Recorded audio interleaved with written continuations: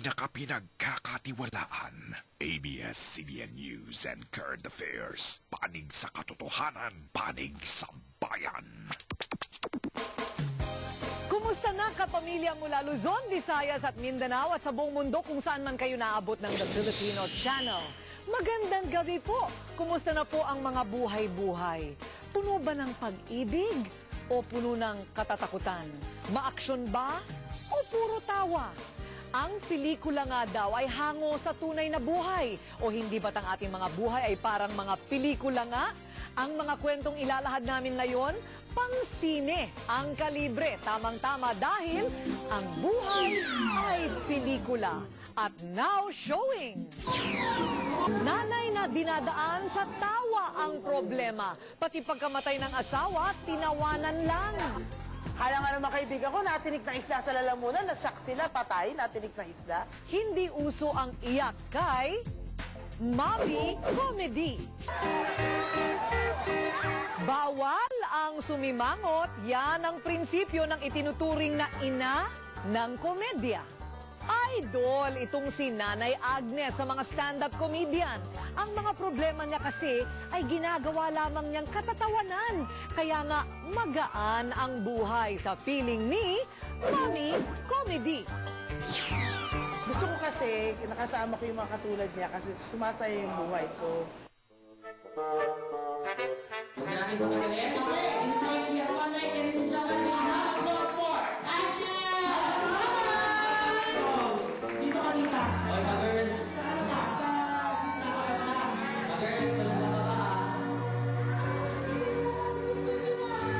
Isang freelance accountant si Agnes.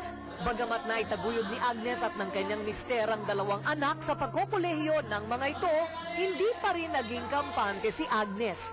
Lalo na nang siya ay mabiyuda. 2 taon na ang nakakaraan. Natetano ang kanyang mister nang dahil lang sa tinik ng isda. Kaya nga naman kaibigan ko, natinik na isla sa lalamunan, nasyak sila, patay, natinik na isla. Nakatapak siya ng tinik ng isla sa likod bahay. Thursday. So umuwi ako ng Friday para pa-inject, ayaw pa-inject. Tapos, balik ulit ng apartment, that Tuesday, na lockjaw siya. The next Sunday, patay na. Believe. Aba, si Agnes, ikinwento pa ang kalokohan na ginawa sa libing ng mister. Habang kumakanta yung pinsan ko, ang kamay ko gumaganyan. Ano sabi mo, tao ka na ba? Yung mga kaibigan ko, sanay sa akin. Ang problema nila, kasi alam nila, anything goes with me.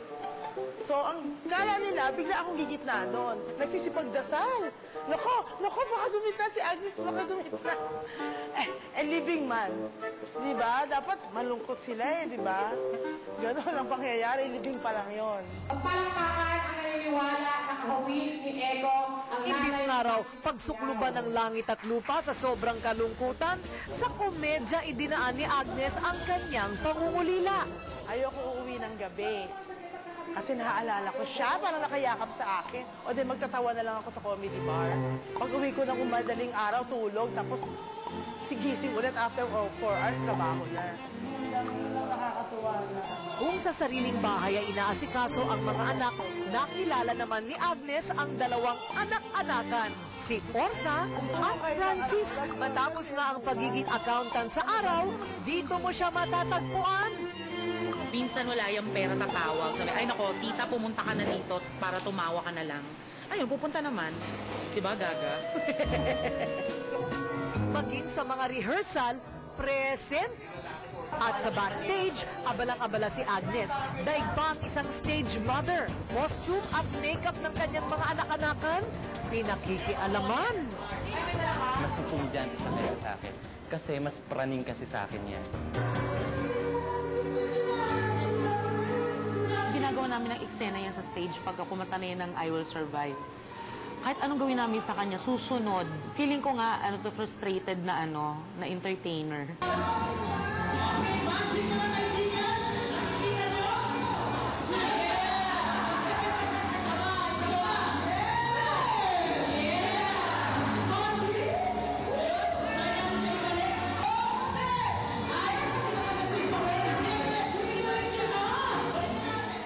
Sa anumang pait o lungkot ng buhay, mabisang gamot raw ang komedya.